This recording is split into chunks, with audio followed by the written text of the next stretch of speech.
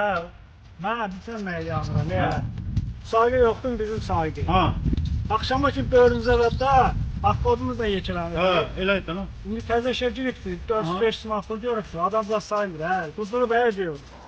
Ne bileyim ya. Hələ nicatı deyirəm mən sənə. Atın sat ha. Hə, o təzə evlənmədi mi dostumuz? Ha. O peşirəm. O değil. Ha, o bədbə o təzə evlənibdi. Arvaddan bir qorxmaqda oturur. Adırım. Vallahi. Öyle şey, ben boştamam. Adam niye yarmaktan bu? Ne düşünüyor yarmaktan bu? Hə, onu deyirəm lan. Hala eşyan diyeyim ben, ya. Hansı işən deyirsən? Her türlü satan yoktur mu? Ha.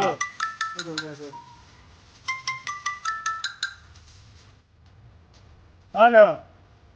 Eşdirəm. Nəzən yeribsən sən? Mən sana deyirəm ki, mən çöldə olanda dostlarımla olanda mazən deyirəməm. Mən beynimi xarab eləməm. Eləmə ki, gəlim evdə başını əzim səni. Nə var bu öyle? Yılma ma deyirəm sabidə. Kimdir? Ərbaxdır. Geri. Ne istəyən vapşı sən məni? Mən sana deyirəm ki... Orada qaldı. Əki var vaxtda döyüyor. Kimin rəngində?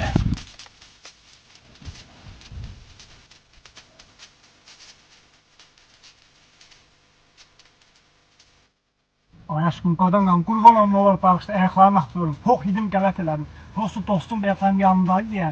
Mən də ona görə ürəkləndim, kişiləndim, bana dedim o belə olsun.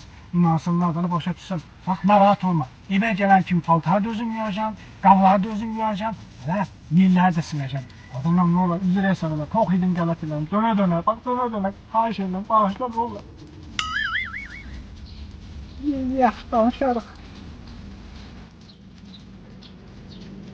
Aşkım bak, sen mutfağa geçsen. Hayır, beni böyle şak başa düştü.